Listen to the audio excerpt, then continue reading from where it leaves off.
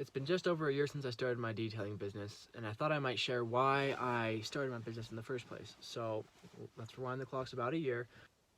I remember on YouTube I started watching these YouTube videos of people detailing cars, and I thought, wow, this is oddly satisfying. And I think I wasn't the only one who fell into this. I think there were probably a lot of people who watched these videos and felt inspired to start their own thing. Some of them will probably fizzle out, and some of them will probably last. I think that's just the way business goes. Anyways, I started watching these videos, and I thought, what would it take for me to do that? Because one, I've always kept my car. Don't look at my car now. This is my work car, but my other car I normally keep pretty clean, or at least I did back then. And so I thought, well, I like to keep my car clean, and this seems like a way. And I've always been entrepreneurially minded. I don't know if that's a word or not, but I used to run a landscaping business when I grew up. I did lawn care when I was in high school, and so and I wanted to get out of my job at the same time. And so I thought, I need to do some study, some research, find out, what kind of equipment, supplies, and tools I would need to do this.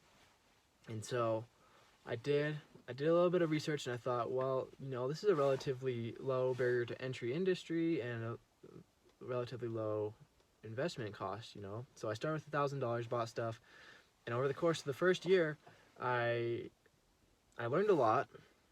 You can check out my video about things I learned. And then I also invested everything back into my business. So now I have better equipment, and I've learned a lot, and I've grown a lot. So it's been fun in that aspect. However, there were a few things I didn't quite analyze or research when I was doing it. The first was the competition. I had no idea what the competition was like.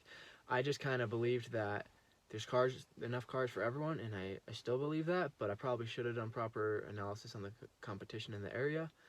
And then also the market in the area. I didn't know, because I don't live in too big a city, and so I didn't know if there was enough volume.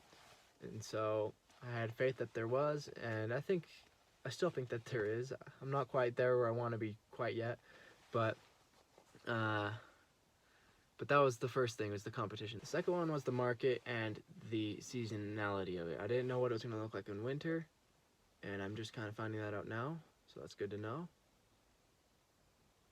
Hopefully I can do something with that and improve it. But that's why I started my business, because I wanted to get out of my job, be my own boss, run my own business, and it was a satisfying thing. It was much less stressful than the landscaping gig I did a few years ago that I was in charge of. That was far too stressful and made me way too anxious. And then I have learned that there is a little bit of stress and anxiety with this, but not nearly as much. And so that's why I decided to start my own detailing business. So if you're on the fence about starting your own business, be it detailing or not, I would say, one, find out how much money you need to start.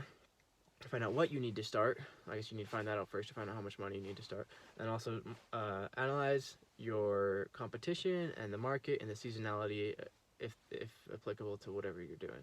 Do those things and you should be in pretty good shape.